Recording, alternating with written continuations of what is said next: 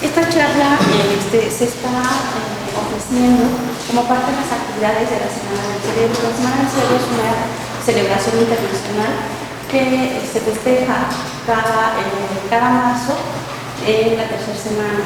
Si alguno de ustedes está interesado en estas actividades, normalmente las colocamos nosotros en difusión y pueden participar, incluso pueden participar de manera activa en algún momento dado que les interesa a ustedes participar en la actividad. La idea es que conozcamos al cerebro, para qué sirve, cómo ha evolucionado, cómo está conformado y cuáles son los mitos o leyendas que se han dado alrededor de él. Entonces es el momento en el que ustedes pueden preguntar todo aquello que hubieran querido preguntar a sus padres y nunca se atrevieron a hacerlo. Entonces tenemos a un experto que va a platicar con ustedes al respecto de esto. Es una charla interactiva de todos. Si tienen preguntas, levanten la mano y vamos a hacer una interacción de la Entonces los dejo con el doctor Alonso Martínez Canaval y nos va a platicar de qué pasa con las nuevas neuronas de nuestro cerebro.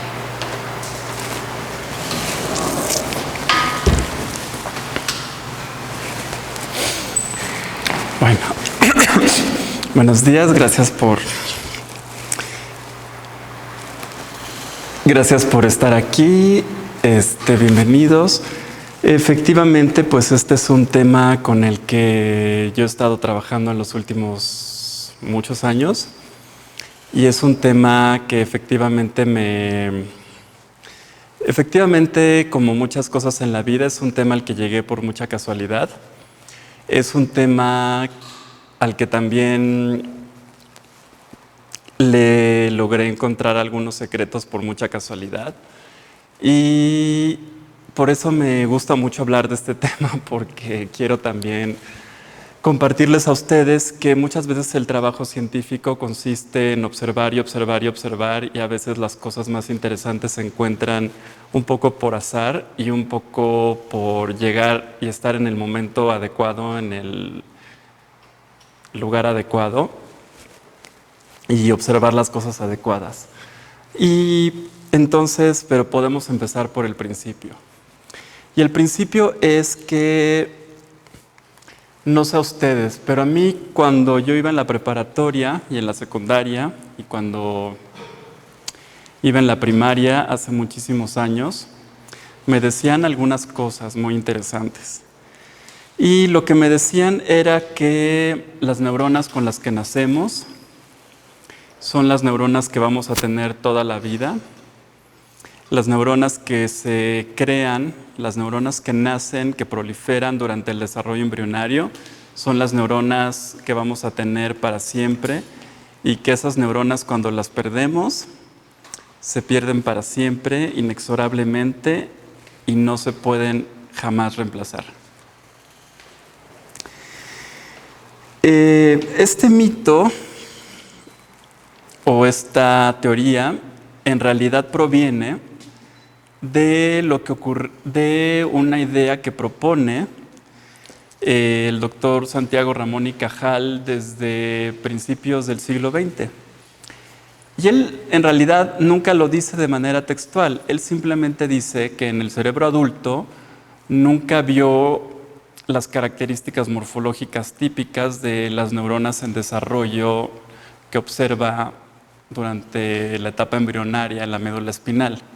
Él en realidad nunca dice no hay generación de nuevas neuronas en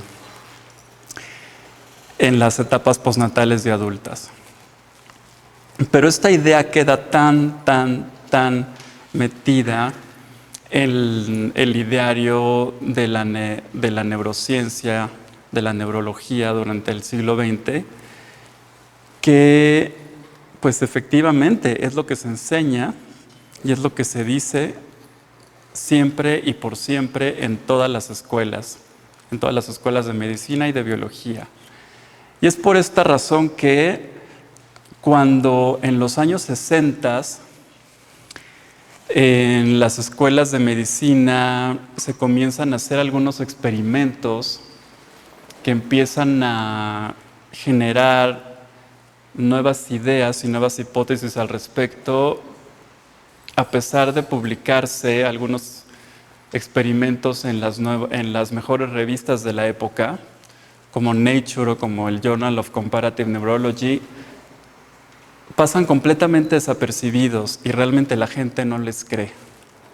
A pesar de ser experimentos absolutamente elegantes y que a menos que hubieran estado diciendo mentiras, nadie les hubiera...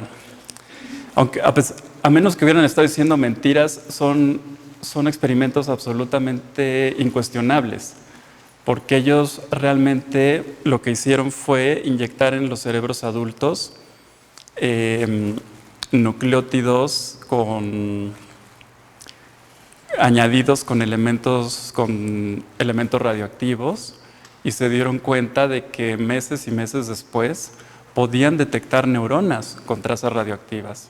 Por lo tanto, no había forma de alegar que no se estaban generando nuevas neuronas. Sin embargo, nadie les creyó. Y justamente en estos mismos años era el auge de la Guerra Fría. Era el auge de la Guerra Fría y era el auge de las pruebas nucleares al aire libre. En los desiertos del centro de Asia, en los desiertos de Nevada, de Nuevo México, se llevaban a cabo infinidad de pruebas nucleares al aire libre. Por lo tanto, nuestra atmósfera estaba cargadísima de trazas de elementos radioactivos, especialmente carbono 14, azufre 32 y otros. ¿Y eso qué viene al caso? Eso viene al caso porque al mismo tiempo que estos artículos utilizaban la inyección de nucleótidos radioactivos para detectar el nacimiento de nuevas neuronas en roedores adultos,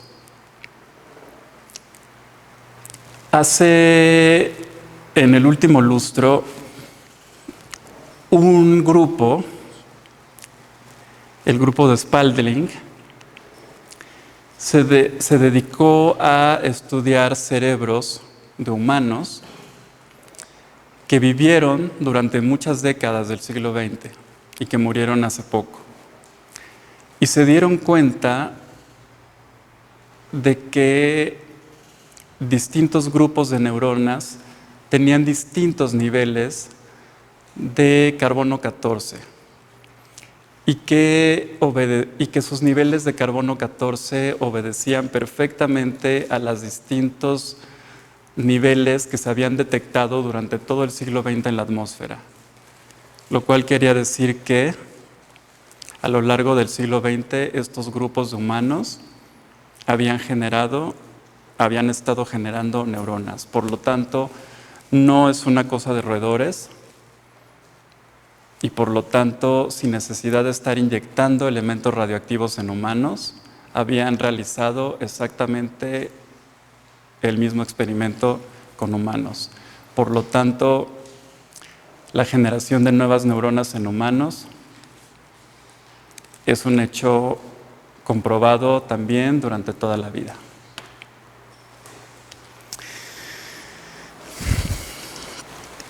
Bueno, actualmente existe cierto debate sobre qué partes del cerebro existen nuevas neuronas. Solamente se tiene certeza absoluta de dos zonas. Una zona es el bulbo olfatorio. El bulbo olfatorio, en el bulbo olfatorio son neuronas que nacen en los ventrículos laterales y migran lentamente y se terminan estableciendo en el bulbo olfatorio, donde tienen funciones relacionadas con la memoria olfativa, relacionadas con la detección aparentemente de feromonas, relacionadas con la reproducción y otras cosas. Y la otra es en el hipocampo.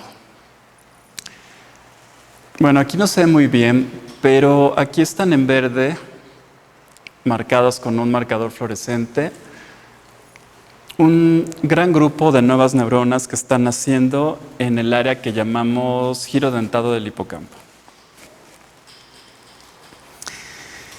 Y el giro dentado del hipocampo es una zona que se asocia a un sinnúmero de funciones asociadas con la memoria, con la captación de memoria, con la adquisición de memoria y con el almacenamiento de memoria.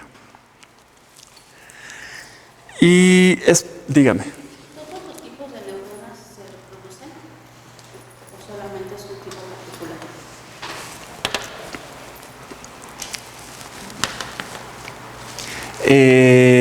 Bueno, lo que les iba a decir a continuación es que en los dos casos que se conocen muy bien, solamente se reproduce un tipo de neurona por área.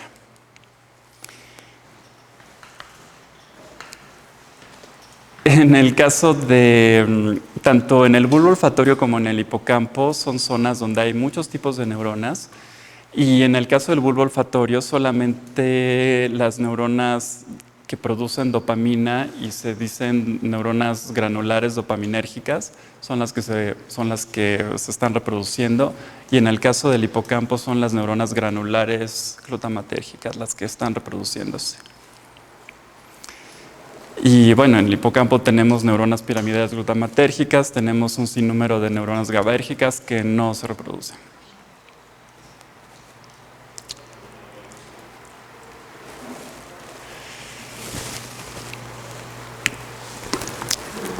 Bueno, entonces aquí es donde comienzan a aparecer las grandes preguntas, porque fue hasta la década de los 90 que estos experimentos de los años 60 comenzaron realmente a ser reconocidos y realmente a ser entendidos y realmente a formar parte de los currículums y de la enseñanza de las universidades, y etcétera, y donde realmente comenzaron a darse seguimiento a los experimentos. Imagínense, 30 años tuvieron que pasar para que estos experimentos comenzaran a tomarse en cuenta. Y se comenzaron realmente a hacer las preguntas básicas. ¿Cuál puede ser la función de que haya grupos de neuronas que están volviendo a aparecer, que están reproduciéndose, que están apareciendo en etapas postnatales y adultas?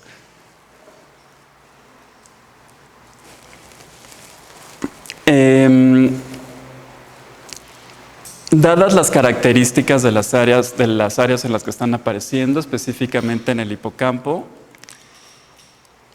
estas son algunas de las preguntas evidentes que nos surgen.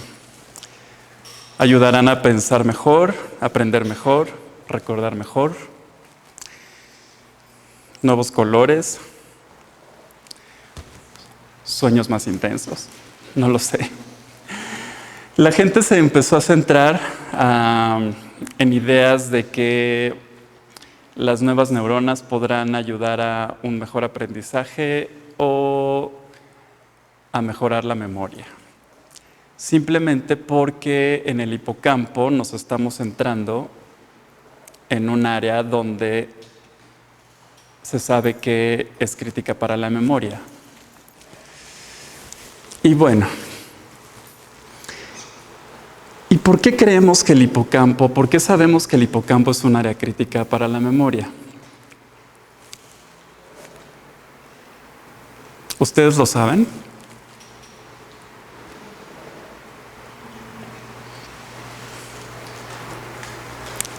Bueno, les puedo contar una historia rápida, si me lo permiten.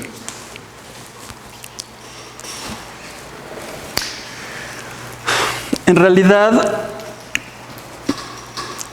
no se sabía hasta los años 50 o 60 casi nada de cómo se adquiría y almacenaba la memoria en el cerebro.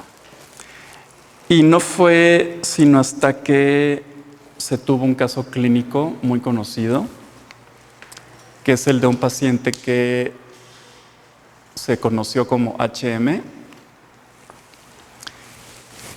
que se entendió la función del hipocampo en la generación de recuerdos y su almacenamiento. ¿Y por qué fue tan importante este paciente? Bueno, HM fue un paciente que tenía un caso de epilepsia muy severo en lo que se llaman los lóbulos temporales mediales del cerebro. O sea, aquí. Él sufría muchas convulsiones diarias y los doctores, los neurólogos, decidieron que la única forma de controlar esa epilepsia sería la remoción completa en ambos lados de los lóbulos temporales mediales. Una decisión muy radical, y en ese momento se consideró que era lo único que se podía hacer. Y así se hizo. Se le removió toda esta parte. Parte del cerebro en la que en el humano se encuentra el hipocampo. Y la operación fue un éxito. Salió bien, no tuvo ninguna secuela secundaria. Incluso se dice que su inteligencia salió intacta. El único problema fue que a partir del día de la operación, el paciente HM fue incapaz de generar nuevas memorias. Nunca más volvió a generar un nuevo recuerdo y todos los días de su vida fueron para él el día anterior al día que lo iban a operar.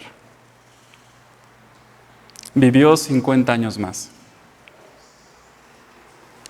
Todos los días fueron el día que lo iban a operar, fue el día anterior al día que lo iban a operar, y cada vez que se enteró de que su madre había muerto, cada vez que él se enteró de que su padre había muerto o sus hermanos, lloró como si se hubiera enterado por primera vez. Sin embargo, otros tipos de memoria, como la memoria de saber dibujar, por supuesto, saber vestirse, saber ir al baño, todas esas cosas, las sabía realizar perfectamente. Solamente los recuerdos autobiográficos fueron los que no pudo generar de nuevo. Es así como se supo que el hipocampo era la zona del cerebro donde esas memorias se generan y se almacenan, al menos de forma temporal. Entonces, el hipocampo está aquí, en el lóbulo temporal medial en el humano. Se llama hipocampo porque los anatomistas que lo describieron les pareció que se parecía demasiado al caballo de mar. Y en los roedores tenemos una estructura completamente homóloga.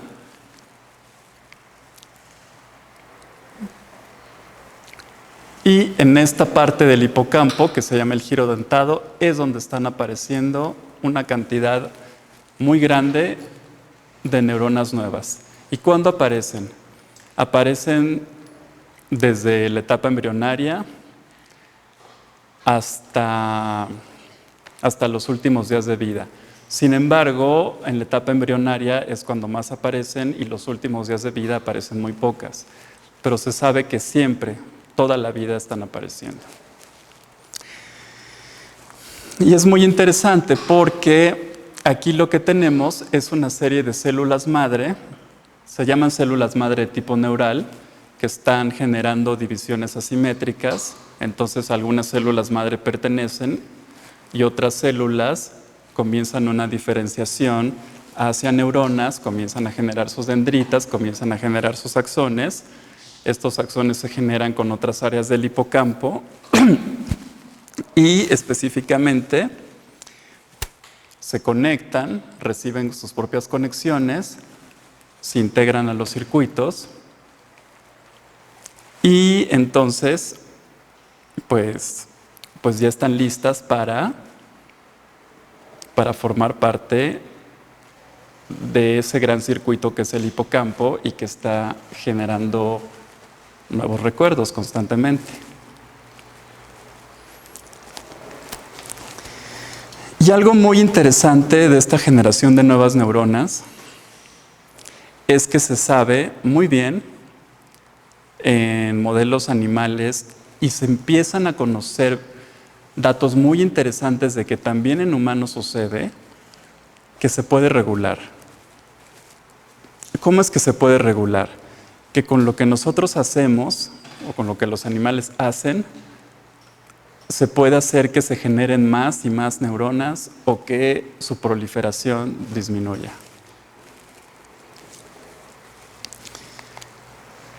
Por ejemplo, se sabe que el ejercicio aeróbico incrementa la generación de nuevas neuronas. También el enriquecimiento ambiental. Y por ejemplo, los antidepresivos. ¿Perdón? Pues yo creo que también.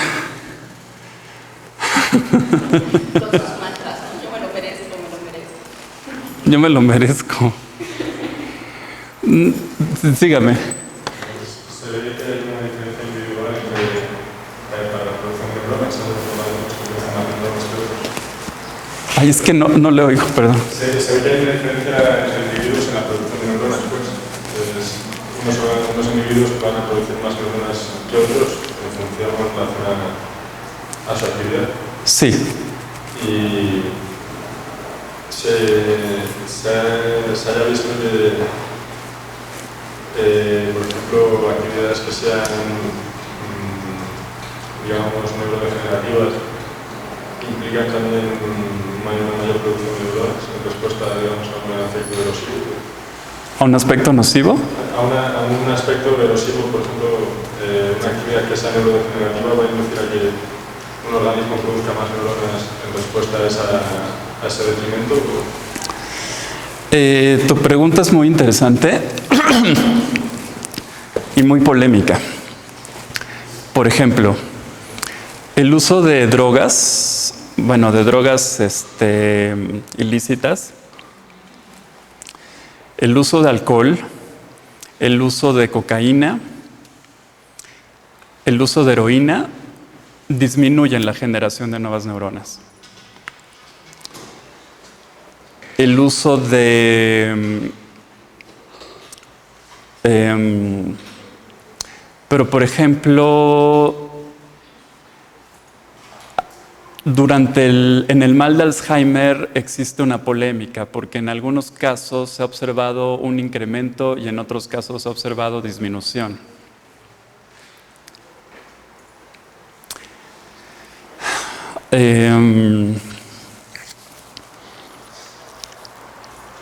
Entonces, pero por ejemplo, también se ha observado que en el uso moderado de alcohol hay un incremento. En el uso excesivo hay una disminución. Entonces puede ser cierto lo que dicen de que un vaso del vino al día es muy bueno. Pero bueno, por supuesto, el alcoholismo como adicción patológica, pues muy malo.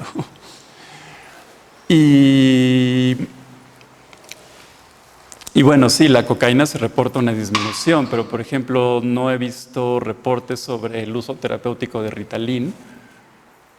Probablemente en ese caso, no sé, a lo mejor ahí sí hay un incremento, no lo sé.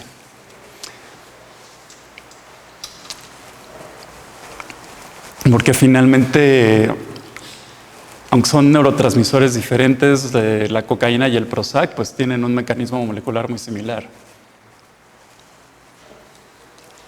¿Hay algún promedio o algún número estimado ya de células, las nuevas neuronas que se reproducen? ¿Hay un estimado? Sí.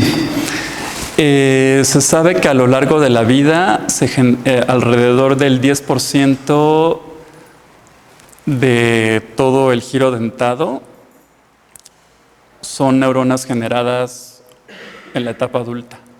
Es decir, en el caso del ratón serían, por ejemplo, 60,000.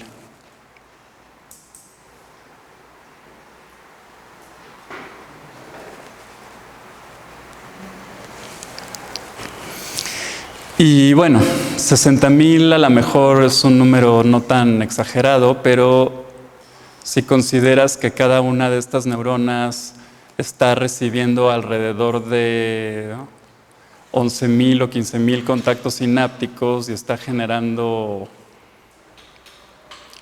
alrededor de 20, pues entonces ya es una alteración de los circuitos bastante significativa.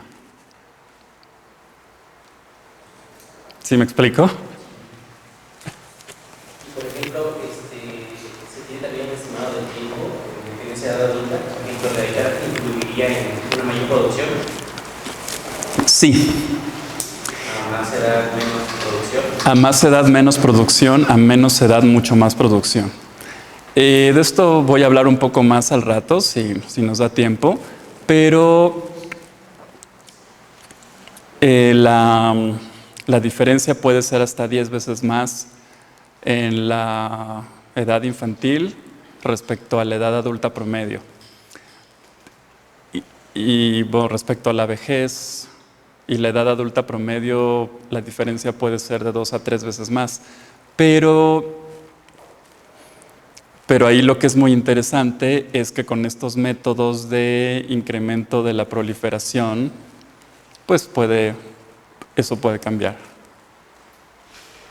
Y efectivamente hemos visto que sí cambia. Al menos en modelos animales. Y ya hay indicios en humanos de que cambia. Lo que pasa es que en humanos es muy difícil de observar.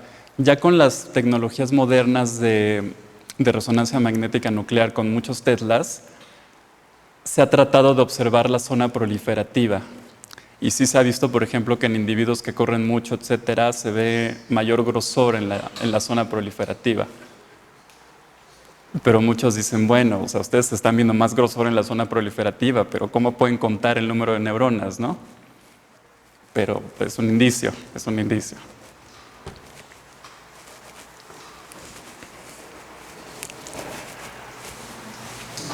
Ok. Entonces, bueno, ahí estamos hablando de las cosas que incrementan la proliferación. Cosas que las disminuyen, pues, el estrés. El estrés disminuye la proliferación mucho. Se sabe que, y por ejemplo, ahí tenemos indicios muy fuertes. La gente que tiene estrés postraumático, en la resonancia magnética vienen con una disminución del volumen del giro dentado, muy fuerte. Y bueno, y en animales experimentales podemos ver conteos de nuevas neuronas muy bajos. Y bueno, la radiación. La radiación ha sido un método muy utilizado para disminuir los números de nuevas neuronas en animales experimentales. Y en las épocas antes de los animales transgénicos, pues era la mejor manera de hacerlo. Y la gente que trabaja, por ejemplo, en especies donde no hay transgénicos disponibles, pues sigue siendo la mejor manera de hacerlo. Y ahora sí la gran pregunta. Aunque tenemos ciertos indicios de la existencia de neurogénesis en invertebrados no mamíferos, el hipocampo, como lo conocemos actualmente, la circuitería del hipocampo, como lo conocemos en los mamíferos, es completamente diferente al de las aves y otros reptiles.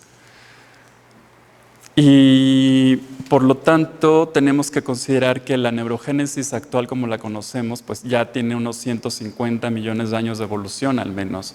Por lo tanto tiene que haberse conservado por una razón adaptativa. Entonces tiene que estar ahí por algo. Tiene que servir para la supervivencia de alguna manera. Lo primero que se pensó, lo que mucha gente de alguna forma ha seguido pensando, es que el incremento de neurogénesis seguido de adquisición de memoria va a generar una mayor memoria en una prueba de adquisición, en una prueba de retención. En la época de los 90s se hicieron muchos experimentos al respecto. Muchos experimentos dieron positivo y muchos experimentos dieron negativo. Por lo tanto, hubo mucha gente convencida y hubo mucha gente que no quedó convencida. También se hizo lo contrario. Si suprimíamos neurogénesis, después entrenábamos a los ratones en una prueba de memoria y probábamos su retención tiempo después, teníamos que ver que la memoria fallaba. Y nuevamente, muchos experimentos se hicieron, muchos experimentos dieron resultados positivos, muchos experimentos dieron resultados negativos. Nuevamente, mucha gente quedó convencida, mucha gente no quedó convencida. Esto nos llevó a replantearnos que probablemente sí, las nuevas neuronas estaban influyendo en la adquisición de la memoria de alguna manera, pero quizá no de forma tan directa como inmediatamente se pensó. Porque incluso llegábamos a ver experimentos en los que ratones que no tenían nada de neurogénesis podían tener una adquisición perfecta y una memoria perfecta. Podían entrar a los laberintos y aprenderlo todo. Yo en lo personal llegué a tener en mis manos ratones de 2 años de edad, ya muy viejos, y aprendían perfecto todo. Entonces, algo estaba extraño aquí. Dígame.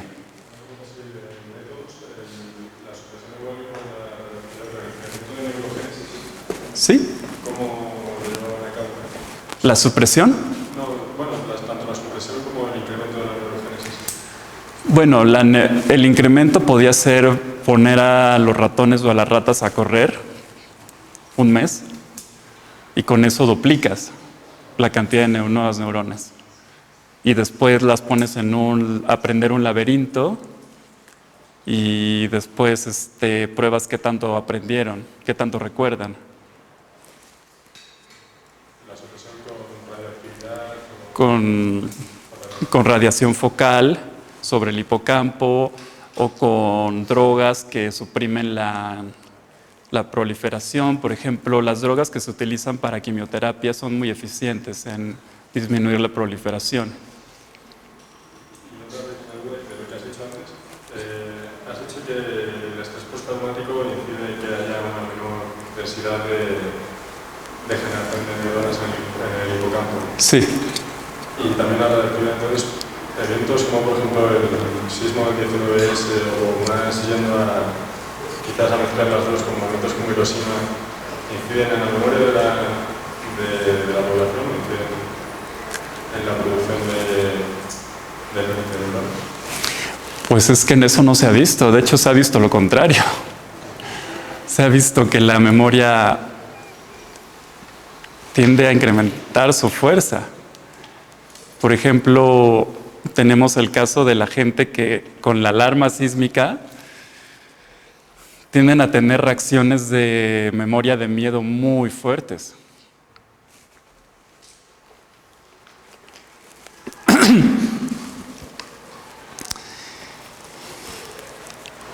Entonces, bueno, estos experimentos, todo esto, pues como que nos comenzó a llevar a un callejón sin salida. Entonces empezaron a plantear en los círculos académicos experimentales como que 2 escuelas. Un grupo como que empezó a plantear como pruebas de memoria mucho más complicadas, cosas más complejas, en las que no me voy a meter ahora, como decir, no, las nuevas neuronas sí, a lo mejor no están participando en memorias simples, sino en memorias muy complejas. O a lo mejor... Ay, ¿qué pasó aquí? O a lo mejor está pasando otra cosa. Bueno, yo en realidad no me estaba... Les voy a decir que en el invierno de 1999 yo no estaba trabajando necesariamente en resolver este problema. Más bien estábamos en una época en la que considerábamos que este problema no se iba a resolver de una forma tan directa. O más bien no nos interesaba resolverlo. Estábamos con que este problema no se va a resolver y no sé.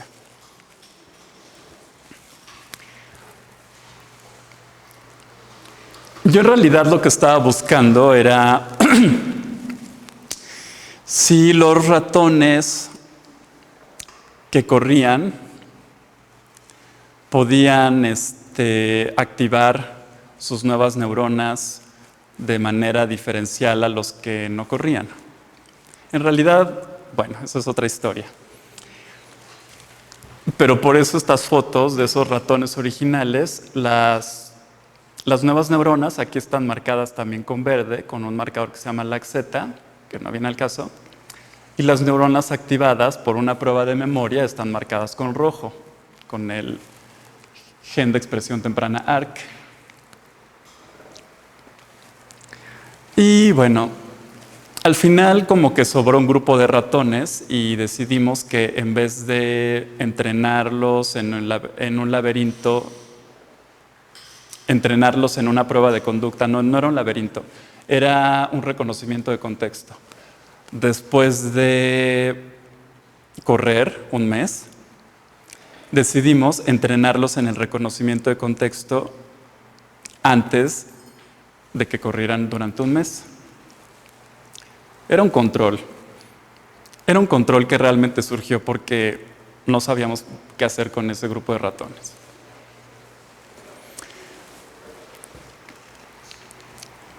Entonces, este reconocimiento de contexto consiste en que los ratones son colocados en un contexto y se les da un pequeño shock en las patas. Y entonces, cuando los ratones vuelven a ser colocados en este contexto, los ratones muestran reacciones de miedo, si es que reconocen el contexto. Si no lo reconocen, pues los ratones caminan como si nada. Entonces, un grupo corrió y el otro grupo no corrió durante un mes. Y los volvimos a colocar aquí. Y el otro grupo, pues, corrió durante un mes y no sufrí, y fueron entrenados y probados al día siguiente. Y lo que ocurrió fue que en este grupo la memoria se perdió en los que corrieron y en este grupo la memoria se mantuvo.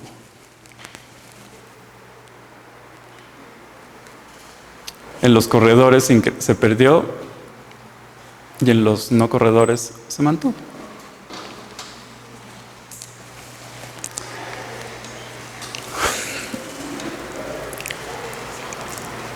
Entonces, una vez que pasamos por este extraño fenómeno de que más neuronas, pérdida de memoria, después de que nuestra primera reacción fue decir, bueno, esos datos están mal, tírenlos, y de que dijimos, no, o sea, sí, seguro están mal, pero ¿y si no están mal? Nos vamos a perder algo muy, muy interesante. Entonces llegamos, después de muchas reuniones y todo, empezamos a pensar cómo podía estar funcionando esto. Lo único que se nos ocurrió fue, de verdad, más neurogénesis, menos memoria, menos neurogénesis, más persistencia de memoria. O sea, ¿la neurogénesis realmente puede estar regulando el olvido?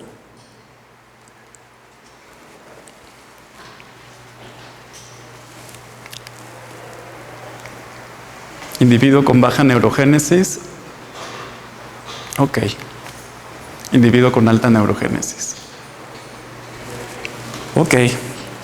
Por supuesto que el experimento que les acabo de mostrar podía tener muchas explicaciones. Podía ser que ratones que estaban corriendo podían tener menos estrés o podían ser muchas cosas. Entonces, por supuesto que había que encontrar una estrategia para mostrar que no eran datos de pura correlación, sino que eran datos que verdaderamente probaban que más neurogénesis, más proliferación estaba generando el olvido de esa prueba de memoria en particular.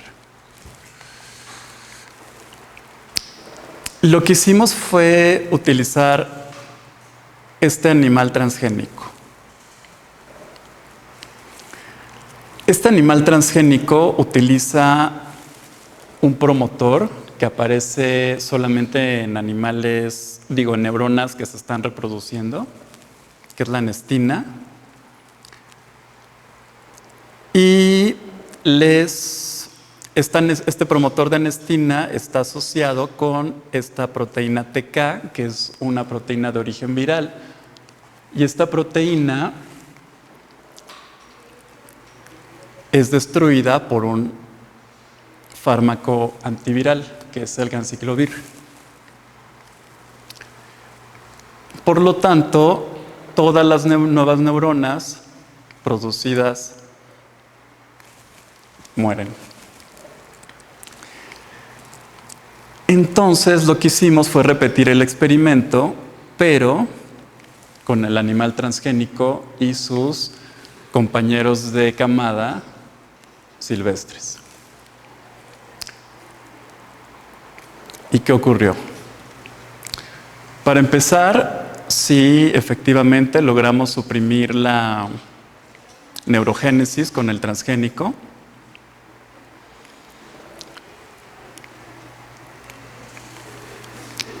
Y también volvimos a tener el mismo efecto. Únicamente los animales silvestres mostraron el olvido y los animales transgénicos que corrieron no lo mostraron. Lo que quiere decir que fue un efecto asociado a las nuevas neuronas. En esta prueba conductual, las nuevas neuronas fueron responsables del olvido. No fue correr, no fue la pérdida de estrés, fueron las nuevas neuronas.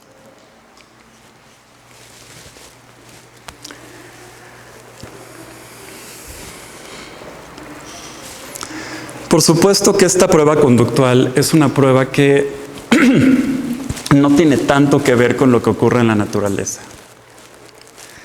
Es una prueba que no nos dice tanto sobre cómo pueden responder los organismos a los retos cotidianos. Entonces, lo que siguió para mí como biólogo fue probar en un laberinto espacial. Y además el laberinto espacial es una prueba mucho más dependiente del hipocampo que la prueba del condicionamiento al contexto. Entonces, para los que no conozcan esta prueba del laberinto espacial, este es un laberinto espacial que se llama laberinto de Morris, que es una tina llena de agua, donde los ratones son entrenados a encontrar una plataforma sumergida. Entonces, más o menos ocurre así. Los ratones van nadando hasta que encuentran su plataforma. Y después se retira la plataforma, después de que los ratones ya lo dominan. Y los ratones normales se supone que tienen que nadar en la zona de la plataforma y cruzar varias veces en la zona donde estaba la plataforma originalmente. Y los ratones que tuvieron el ejercicio aeróbico, pues en realidad, pues estuvieron muy perdidos.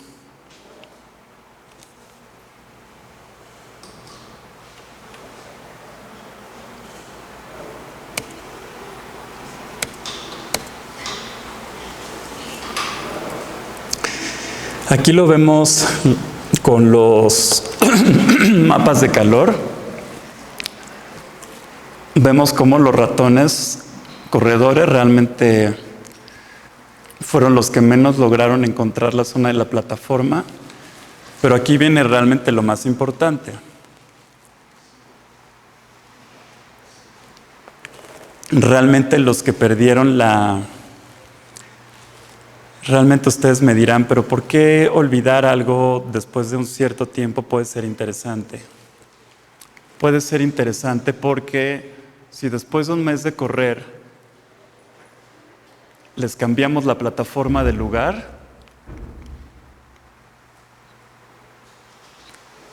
fueron los ratones corredores los que pudieron encontrar la nueva locación. Los otros volvieron a insistir en el lugar original. Es decir,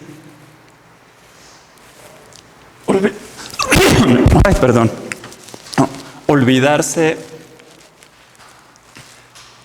del lugar original fue necesario para aprender el nuevo lugar. Y eso es lo que sí veo que es importante en la naturaleza.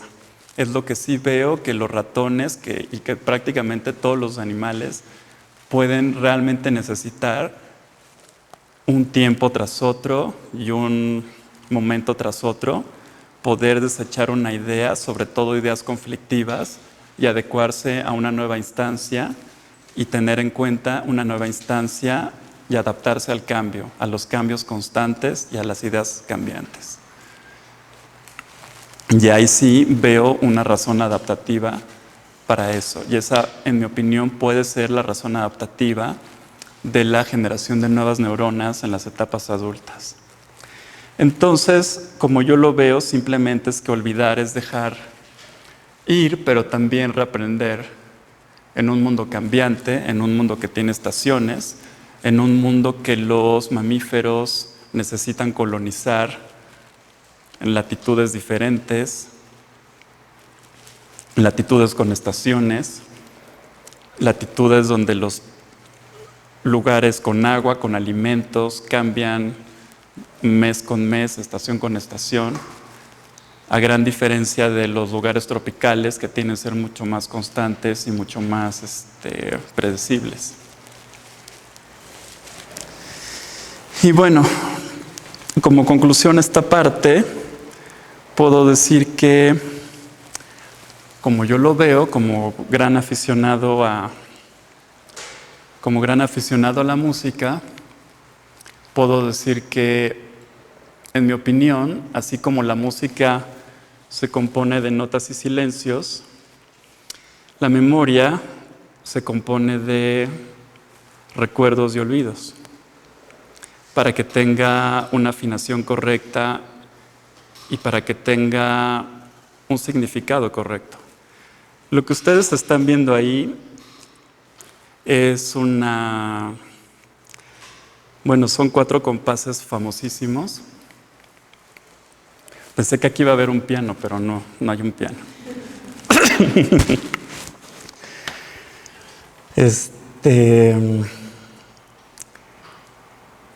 ¿Lo reconocen? No. ¿Alguien lo reconoce?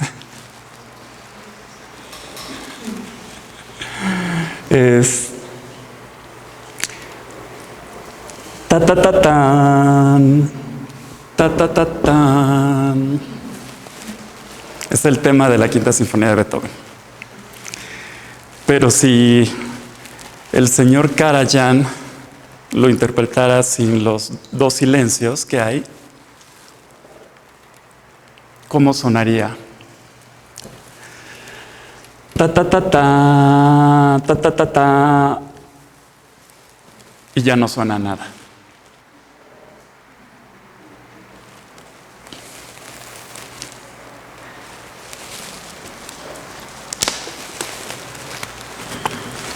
Y bueno, el cuadro que tenemos ahí es la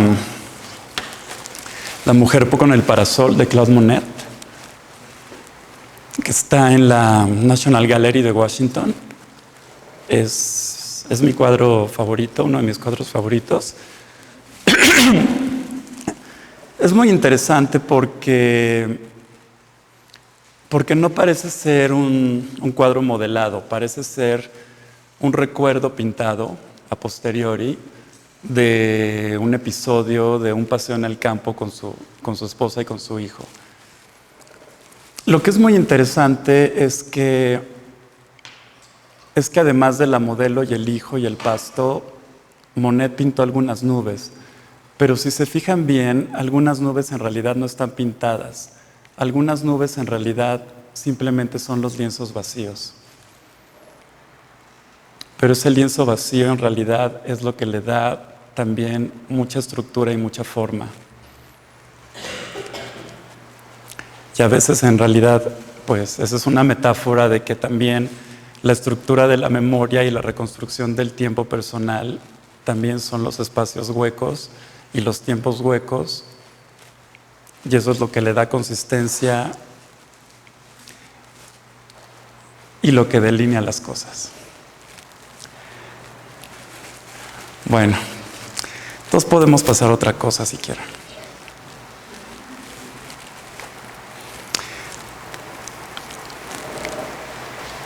Aquí seguimos con el hipocampo. Este es un hipocampo de una rata postnatal de 15 días. Aquí vemos el giro dentado y todo este depósito negro en realidad son las nuevas neuronas. Aquí están las nuevas neuronas, sus somas y sus dendritas, y todo esto son los axones.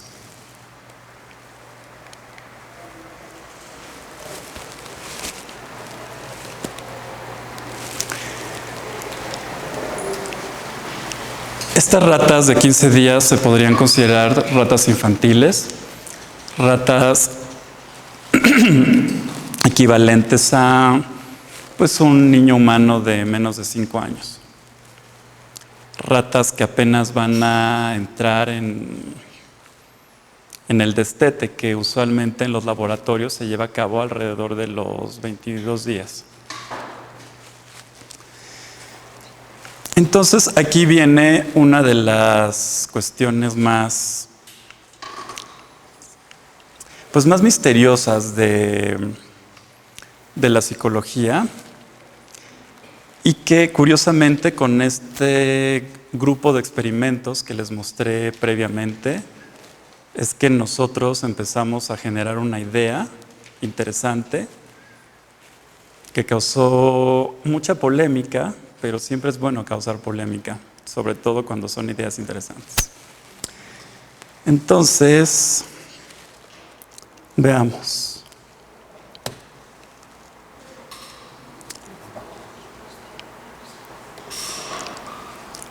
No, perdón.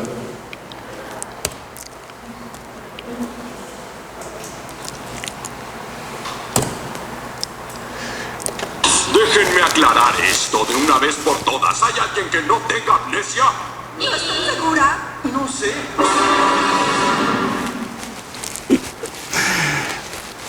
Ok, ¿hay alguien aquí que no tenga amnesia?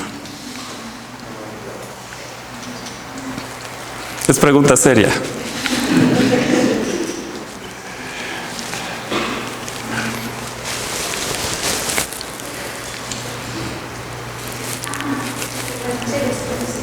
¿Perdón?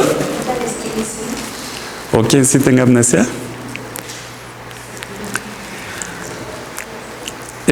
¿Todos se acuerdan de lo que estaban haciendo cuando tenían 5 años? 4, 3, 2, 1 año.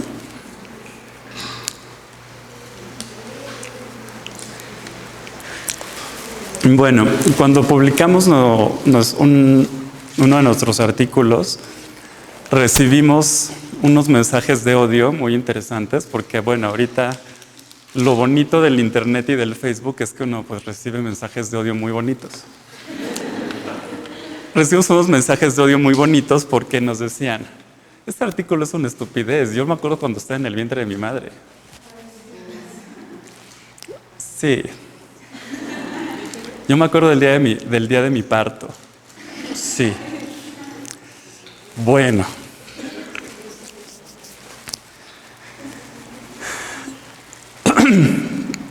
En realidad, dicen que los hechos de la vida son pagar impuestos, aunque no en México, y que nos vamos a morir. El otro hecho es que todos tuvimos amnesia infantil. Curiosamente, esto lo pasamos muy por alto, y de los primeros que no lo pasó por alto fue Freud. Y de hecho, él le pareció muy interesante que todos lo pasamos por alto, la amnesia infantil. La memoria falla los primeros años de vida. Es cierto. El fallo de la memoria los primeros años de vida es un hecho innegable. Y siempre para mí es muy interesante preguntarle a la gente, ¿cuál es su primer recuerdo?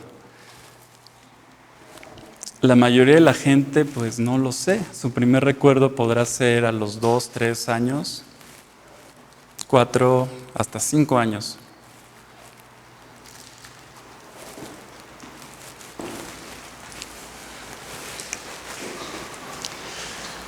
Las investigaciones han observado que más o menos la mayoría de la gente tiene su primer recuerdo, pues, como a los 5 años. Yo tengo mi primer recuerdo como a los 3, creo. Luego con la fotografía o luego ya con el video, la gente comienza a tener recuerdos, pero que en realidad no, más que recuerdos, son memorias implantadas. Te enseñan tantas veces un video de tu cumpleaños y tantas veces fotografías de tu cumpleaños que ya piensas que de verdad lo recuerdas, pero no.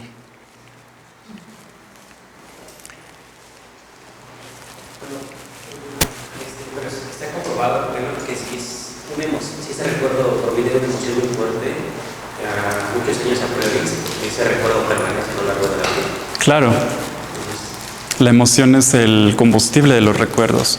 Mucha gente me cuenta que sus primeros recuerdos son una vez que se está ahogando en una alberca o un regaño. Mi primer recuerdo es un regaño. Y el último también lo será.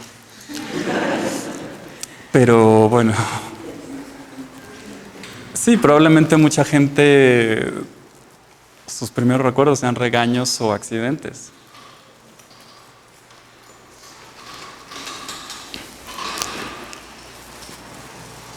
Y fíjate que, bueno, se conocen las bases moleculares de eso. Si nosotros, antes de entrenar a un ratón en un laberinto o en un condicionamiento, le damos una inyección de adrenalina, la memoria generada es del doble de fuerte, por ejemplo. Entonces es muy bien conocida la base molecular de ese fenómeno.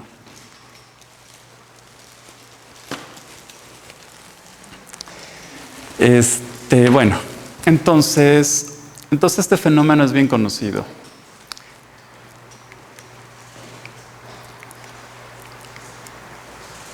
La interpretación que daba Freud era pues una interpretación muy freudiana, como podíamos esperar. Él consideraba que estas memorias tempranas eran activamente reprimidas dada su fuerte carga emocional y sexual. Un poco lo contrario a lo que nos estás diciendo. Y muchos psicólogos han continuado un poco con esta línea. El Mark Hagen nos dice que no podemos recordar nada antes de desarrollar un sentido del ser, de estar conscientes de quiénes somos. No podemos recordar. Un bebé no es consciente de quién es, por lo tanto no puede recordar nada. Harlan Heine dice que el lenguaje es necesario para generar recuerdos autobiográficos, por lo tanto, si no sabemos hablar y no le podemos poner una narración prácticamente escrita al recuerdo, pues no podemos recordar. Y aquí viene el problema. Una rata pues no creo que le importe la represión de la carga sexual, ni haya problema con el sentido del ser, ni haya problema con el lenguaje. Pero las ratas también tienen amnesia infantil. Esto se sabe desde los experimentos de este grupo, de Byron Campbell y su esposa, donde se dieron cuenta de que la misma tendencia que vemos en humanos aparece en las ratas. Y lo que ellos observaron fue que en diferentes animales hay diferentes niveles de amnesia infantil. Y que los animales, según su estrategia de desarrollo, tienen o no amnesia infantil. Y que los animales, que los podemos dividir según su estrategia de desarrollo usualmente en altriciales y precociales, los podemos asociar a los animales altriciales con los que tienen amnesia infantil y a los precociales con los que no tienen amnesia infantil. Y no es en realidad difícil de saber aquí quiénes pueden tener amnesia infantil y quiénes no. ¿Ustedes podrían adivinar?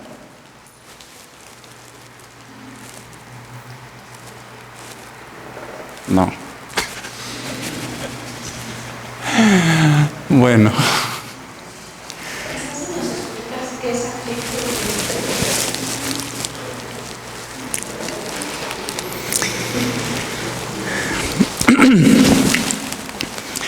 Los animales altriciales son aquellos que al nacer no han completado del todo su desarrollo.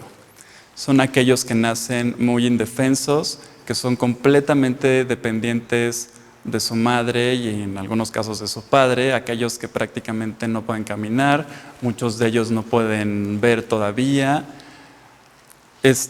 Ustedes han visto camadas de roedores como ratas, ratones, pues nacen rosas, sin pelo, no pueden regular temperatura.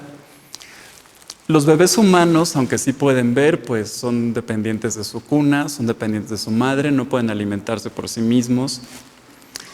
En cambio, la mayoría de los herbívoros, como caballos, burros, vacas, al nacer, a los pocos minutos ya pueden caminar, lo cual es muy importante, ya que tienen que seguir a su manada, huir de depredadores, etc. Entonces, esas son como las dos estrategias de desarrollo más estrictas, más claras. Por supuesto, podemos encontrar, como en todo, algunos términos medios. Y lo que Campbell y su grupo pronosticaron es que los animales más precociales iban a tener menos amnesia infantil o no la iban a tener, y los animales más altriciales son los que iban a tener amnesia infantil. Entonces, bueno, podemos pensar que una jirafa, como buen carnívoro, no. Buen herbívoro de la pradera, iba a ser un animal muy precocial y no iba a tener amnesia infantil. Las ballenas, pues aunque nadie lo ha probado, bueno, delfín en este caso, a pesar de ser carnívoros, el hecho de que tienen que valerse por sí mismos, ya que tienen que nadar y respirar inmediatamente solos, pues necesariamente tienen que ser muy precociales. Los perros, pues ustedes los conocen, ni siquiera pueden abrir los ojos, ni siquiera pueden caminar durante al menos 15 días. Necesariamente tienen que ser altriciales, lo mismo las ratas y los humanos. Y aquí tenemos el caso, pues, de un grupo de roedores muy particulares, los cavia, los cobayos, los capibaras, los degus, que también son muy precociales, tienen embarazos muy largos para roedores. No sé si ustedes sepan, pero un hámster, un ratón, una rata tienen embarazos de menos de un mes. Ellos tienen embarazos de hasta 3 meses. Y efectivamente, el grupo de Campbell, bueno, no me voy a detener en esto, probó que ellos no tienen amnesia infantil.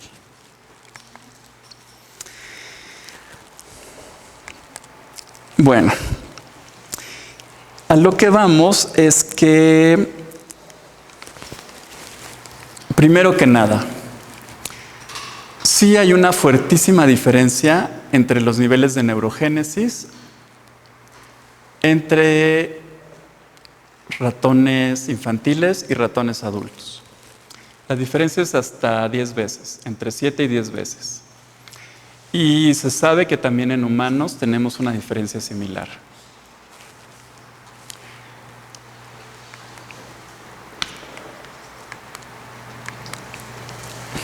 Y cuando, bueno, vemos también, no solamente el número de células, también en los axones, en las conexiones sinápticas, tenemos muchísimas más generación de sinapsis, botones, muchísima más remodelación de circuitos en los ratones infantiles. Lo vemos por todas partes. Vemos que los circuitos se siguen regenerando, se siguen rehaciendo, se siguen generando nuevas sinapsis. Y lo que vemos ya en los experimentos es que si nosotros detenemos la neurogénesis en los ratones infantiles, vamos a rescatar la memoria. Vamos a detener la amnesia infantil. Suprimimos neurogénesis y rescatamos la amnesia infantil, es decir, rescatamos la memoria. Bloqueamos la amnesia infantil. En teoría, si nosotros a un niño humano le bloqueáramos la neurogénesis a los 3 o 4 años, podríamos hacer que sus memorias fueran las de un niño de 8 o 10 años. No lo vamos a hacer, por supuesto, pero en teoría es lo que tendría que ocurrir si pudiéramos repetir los mismos experimentos que se realizaron en ratones. Lo mismo ocurrió repitiendo los experimentos con transgénicos. Por lo tanto, pues no podemos asegurar que lo que decía Freud era necesariamente cierto. Y volviendo a los animales precociales, estos animales precociales, pues, no tienen amnesia infantil y su diferencia en neurogénesis respecto a los adultos no es tan grande, es de 2 a 1, no es de 10 a 1. Lo que se hizo con estos animales fue, ya que no mostraban amnesia infantil, fue duplicar su neurogénesis en los infantes. En vez de tratar de bloquear la amnesia infantil, lo que se hizo fue tratar de generar una amnesia infantil. Y efectivamente, eso fue lo que se consiguió. Entonces, al final, en nuestro modelo de funcionamiento, estos animales precociales con baja neurogénesis los logramos subir, subiéndoles la neurogénesis, logramos generarles una amnesia infantil artificial. Bueno, entonces, la pregunta que seguimos teniendo y que espero continuemos trabajando por mucho más tiempo y sigamos respondiendo con muchas más preguntas y muchos más métodos y modelos es: ¿tienen una función adaptativa la neurogénesis postnatal y el olvido? Y con el olvido va anclado la posibilidad de el reaprendizaje continuo. tiene una función adaptativa que haya realmente hecho que la neurogénesis postnatal y adulta se haya conservado durante toda la historia evolutiva de los mamíferos? Creo que esa es la pregunta sobre la cual debe basarse todo el estudio de este campo, y no solamente la pregunta sobre qué están haciendo directamente estas nuevas células que se están generando. Debemos realmente preguntarnos eso y no solamente verlo desde un punto de vista de la psicología humana o de las implicaciones o las implicaciones clínicas o las implicaciones psicológicas. Realmente para poder responder las preguntas completas. Entonces, bueno, no sé si haya más preguntas o cuestionamientos o debates.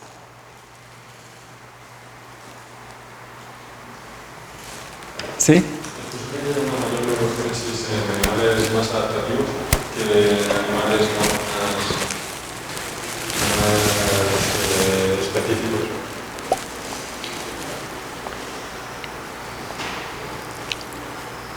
No sé si me he explicado mucho. O sea, que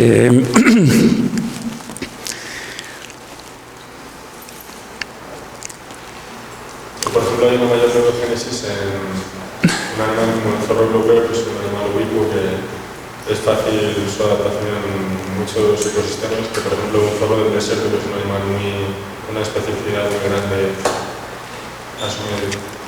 ya, ¿cuál dijiste primero? El zorro europeo. El zorro europeo. O sea, por poner un ejemplo. Bueno, un problema que tenemos es que es difícil estudiar la neurogénesis en muchos animales y sobre todo estudiarla con métodos uniformes, porque pues animales silvestres pues es difícil tenerlos como en bioterios, etcétera. Un caso que sí te puedo decir, sí se ha estudiado el zorro europeo, el Vulpes vulpes, y sí se conoce que tiene una buena cantidad de neurogénesis. El zorro del desierto no se ha estudiado, entonces no te sé decir la comparación. Pero, por ejemplo, dos ratones muy parecidos, el Mus musculus doméstico y el Apodemus sylvaticus, que son dos ratones de mismo peso y del mismo tamaño. El Apodemus sylvaticus es conocido por ser muy inteligente, porque tiene mapas espaciales enormes y tiene incluso, no solamente utiliza pistas espaciales para guiarse, sino que él mismo las genera. Y él tiene el doble de neurogénesis que el Mus musculus. Es un ejemplo muy, muy interesante. Y los dos tienen más neurogénesis que los campañoles, que son conocidos por tener menos discriminación espacial. Ese caso se conoce bien. Pero, por ejemplo, se piensa que la neurogénesis es escasa, si no es que nula, en los cetáceos. Y algunos cetáceos son muy ubicuos, como las orcas. Pero también es que es muy difícil estudiar el sistema nervioso de los cetáceos. Entonces es difícil sacar conclusiones definitivas al respecto.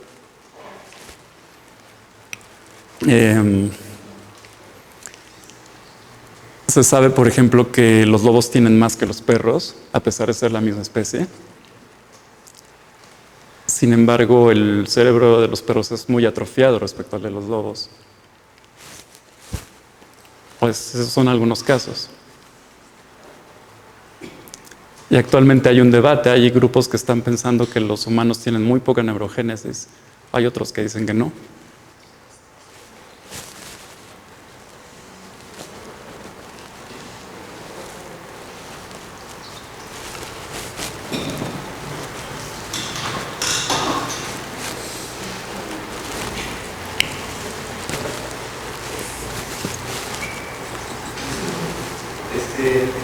Hace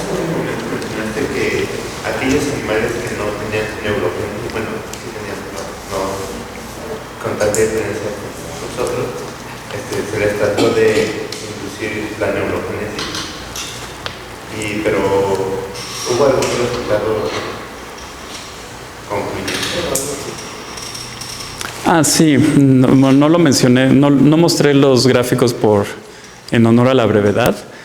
Tanto en el Octodon Degu como en el cobayo, a los infantiles se les indujo neurogénesis y se les generó amnesia infantil. ¿Pero qué consecuencias tuvo como en la vida adulta o algo así? A eso ya no se midió, pero es muy interesante la pregunta. ¿Qué consecuencias pudo haber tenido eso en la vida adulta? Sí, porque, bueno, así como nos lo planteaste, yo vería como una relación de la amnesia infantil, como tal vez la necesidad de olvidar esa dependencia hacia los parentales, ¿no? Y adaptarse a una vida independiente. O sea, que el olvido sea olvidar la dependencia que tienen el cuidado parental. Pero no pasa como... Sí, de hecho los cobayos son muy independientes. Desde los pocos días de nacidos ya pueden separarse de sus madres y alimentarse por sí mismos y vivir con individuos adultos. Y sí, esta es una pregunta muy interesante y mucho también se ha planteado de que la neurogénesis puede tener que ver con problemas de depresión, de ansiedad, y de hecho eso se ha estudiado mucho. También hay líneas de investigación abiertas aquí en la universidad, incluso aquí mismo en la facultad, y creo que eso es algo que se debe de seguir atendiendo, porque sí, la memoria y la depresión pues pueden tener mucha relación, y también la falta de flexibilidad cognitiva puede tener que ver con problemas de depresión.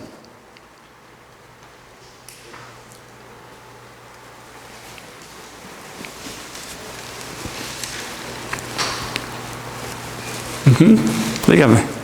¿Qué conclusiones se sacan de que las principales neuronas que se producen nuevamente sean dopaminérgicas y GABAérgicas? Dopaminérgicas es en el bulbo olfatorio. En el giro dentado es glutamatérgicas. Únicamente glutamatérgicas.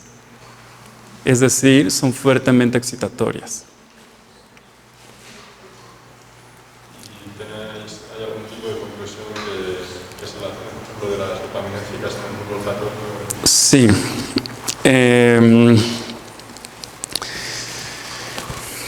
El hecho de que sean glutamatérgicas en el bulbo olfatorio, glutamatérgicas en el giro dentado, la conclusión es que van a estar formando axones muy largos que forman parte de lo que se llama la vía musgosa, y van a estar generando fuertes estímulos excitatorios postsinápticos sobre las neuronas piramidales de CA3. CA3 es un área del hipocampo muy interesante porque sobre ella están convergiendo muchas vías de información, de memoria y de emociones de muchas áreas. Al estar influenciando sobre CA3, está influenciando mucho la memoria espacial y emocional. El hecho de que tengan una fuerte influencia está modificando mucho los circuitos espaciales y emocionales y contextuales. Y también están estimulando mucho neuronas inhibitorias, por lo cual también están modulando los circuitos por ese lado, por la parte de autocontrol. O sea, sí es importante que sean excitatorias. Y en el caso del bulbo olfatorio, donde son dopaminérgicas, aunque sean dopaminérgicas, se piensa que son células predominantemente inhibitorias. Y se piensa que ahí están teniendo un papel sobre todo de lo que se llama tuning, o sea, como afinación, autocontrol de los circuitos olfativos en el bulbo olfatorio. No sé si me equivoco, pero la producción de glutamato ya neuronales también induce, o la sobreproducción induce una neurodegeneración. ¿Perdón? La producción de glutamato o la excesiva producción de glutamato también produce daños en las neuronas o producen un estrés oxidativo, si no me equivoco. Sí, excitotoxicidad.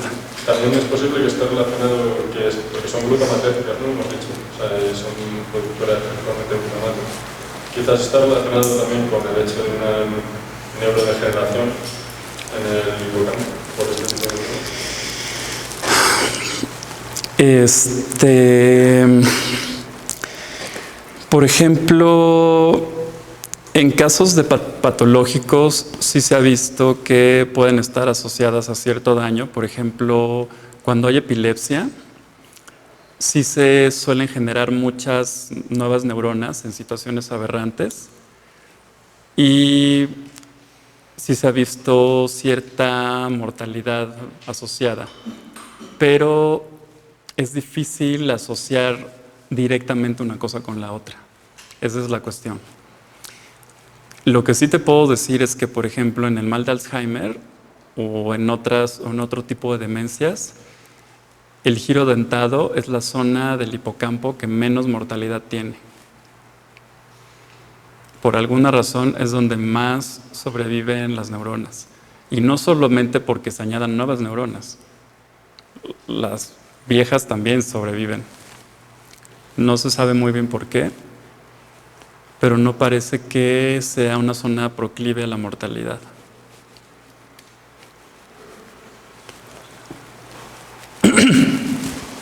Perdón.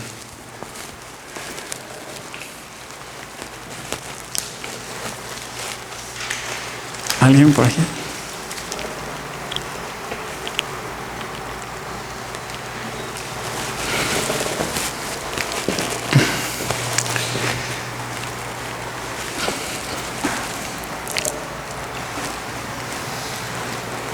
Bueno. ¿Alguna otra pregunta o comentario?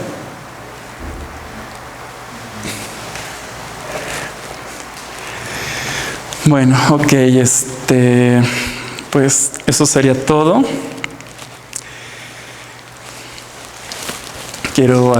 Les agradezco muchísimo a los organizadores de la Semana del Cerebro, a la doctora Pilar, al Laboratorio de Biología Animal Experimental, a la Facultad de Ciencias, a todos los que vinieron. Y pues ya. Creo que la memoria y el olvido son parte de lo que somos y por lo tanto creo que la neurogénesis pues nos hace más humanos. Y gracias.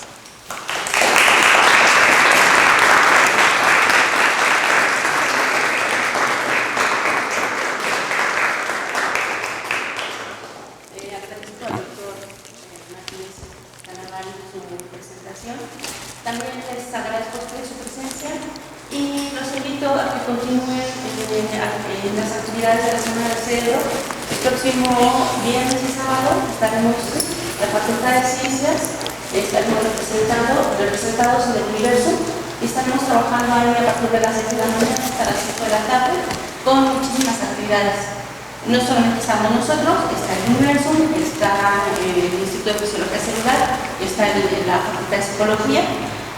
Los invito a que participen en estas actividades para que aprendamos un poquito más de lo que es la maravilla de nuestro cerebro y de nuestro sistema nervioso. Gracias.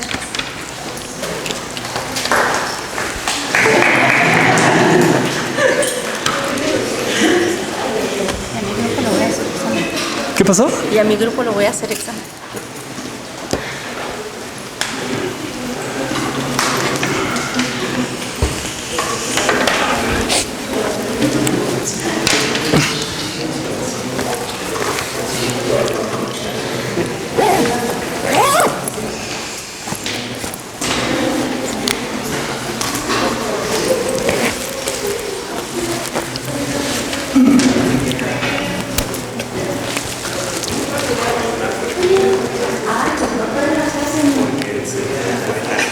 La memoria, estoy muy pequeño. También tienes algo. Tengo amnesia infantil.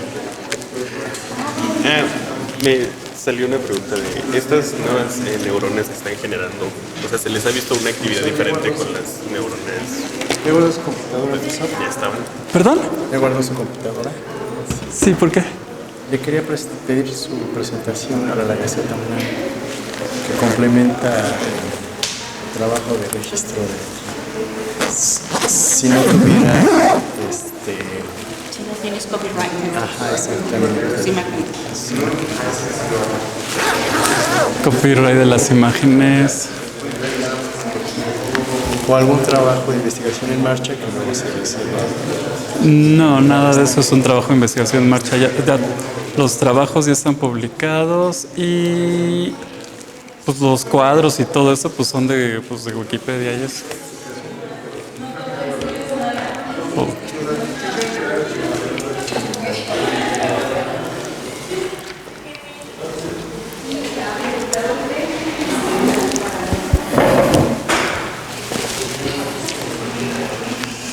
Sí, ¿cuál es tu pregunta? Sí, o sea, ¿por qué este proceso en el que aumentan la neurogénesis es que causa el olvido? O sea, ¿se presenta una actividad diferente en las neuronas que las preceden o se activan nuevos factores de transcripción? No sé, o sea, ¿cómo es que sucede este olvido solo con un mayor aumento de las células neuronales? Ahorita te digo. Sí, bueno, ahorita no me quise clavar en eso para no generar confusión.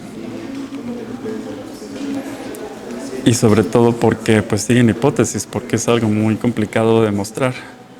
Espero poder demostrarlo en algún momento. Pero te voy a decir la hipótesis más y sí tenemos alguna información correlativa. La verdad es que... Ay, ¿qué pasó aquí?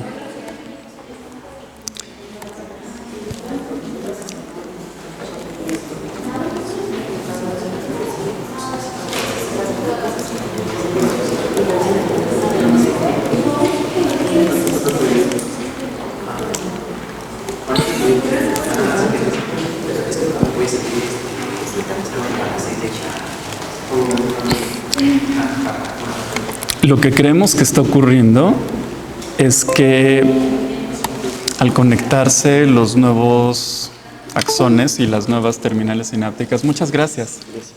¿Le puedo fotografiar eso que explica el joven para tener un acercamiento de esto? Sí. Lo que pensamos es que las nuevas terminales sinápticas...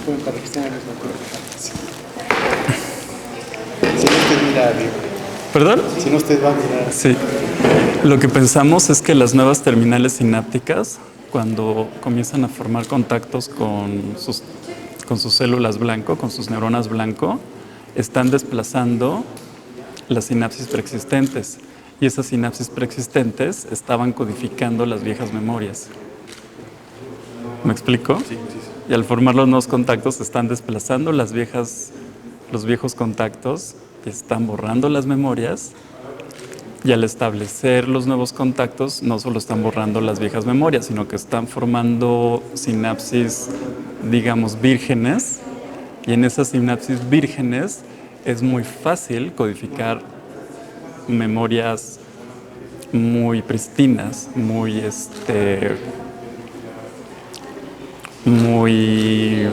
fácilmente y muy claras. Y es esa la razón por la que cuando se enseña una nueva memoria que puede conflictuar con las viejas, son los ratones que tienen más neurogénesis, aquellos que entienden perfectamente los nuevos códigos, porque ya no están conflictuando con los viejos y tienen nuevas sinapsis que los pueden codificar fácilmente. Entonces, por ejemplo... Gracias. No sé si se ha visto que este proceso de neurogénesis en el que se tiene esta hipótesis de que las nuevas sinapsis como desplazan la actividad de las viejas, o sea, no hay como o sea, nos mencionó eso de la asunción y es como la fuente de la memoria, ¿no? ¿Cómo fue? ¿Por qué? ¿Cosa?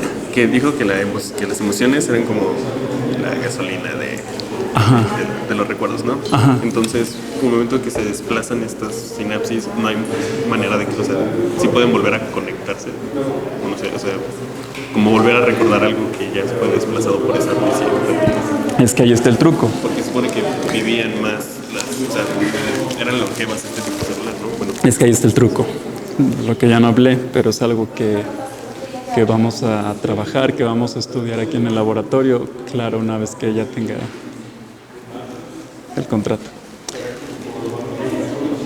Las memorias se generan en el hipocampo, pero están ahí por un tiempo limitado. Las memorias migran a la corteza. El hipocampo es un tipo de corteza, pero bueno, no importa. Las memorias migran a la corteza frontal. Y ahí se quedan de manera permanente. O sea, eso significa que... O sea, migran y... No se pierden. O sea, solo se almacenan, pero no se pueden acceder a ellos. Entonces el punto es que todas las memorias que no son significativas son las que seguramente van a terminar borrándose en el hipocampo por la neurogénesis, y las memorias que son significativas van a terminar migrando y estabilizándose en la corteza y almacenándose de manera permanente. Se dice que de una forma muy generalizada y poco detallada, pero son las que se van a quedar ahí para siempre. Y en esta zona en donde se desplazan la corteza prefrontal, ¿se ha observado neurogénesis? No. O sea, literal ya son permanentes, no puedes... Solo se pueden borrar por más... No se pueden borrar ahí. O sea, se pueden borrar por maneras externas únicamente. Gracias.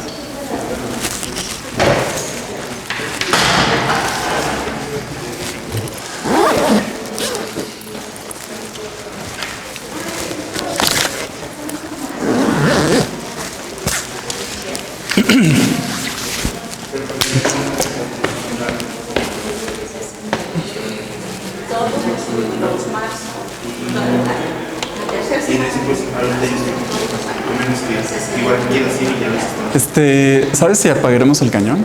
No, hay que avisarle a Ok. Sí. Y mi micrófono. Ese es de ellos. Ajá, si quieres quítatelo y déjalo. Y está aquí.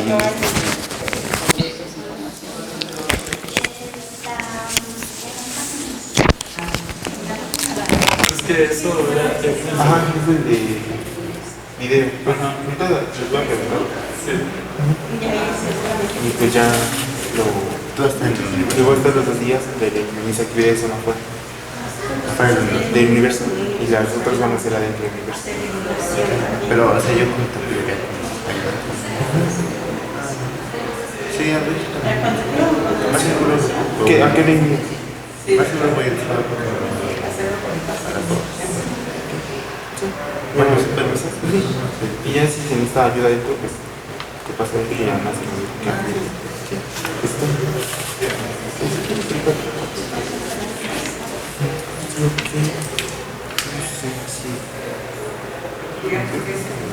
lo que estoy pensando, pero ¿qué tal si borro?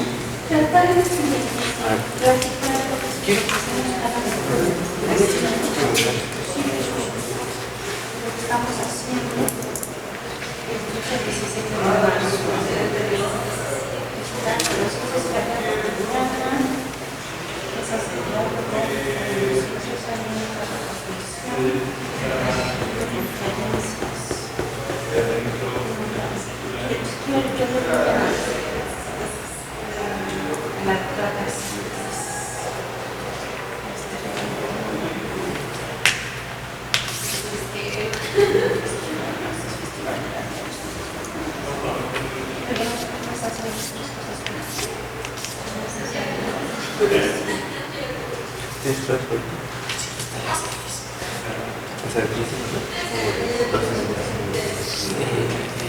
¿Qué salimos? ¿A las 2?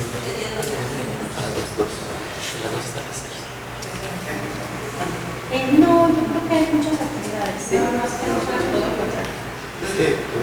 Y la receta seguramente. porque no aproveché y subí los datos ahorita. Pero el problema es que pensé que si las tenía completas, entonces tenía.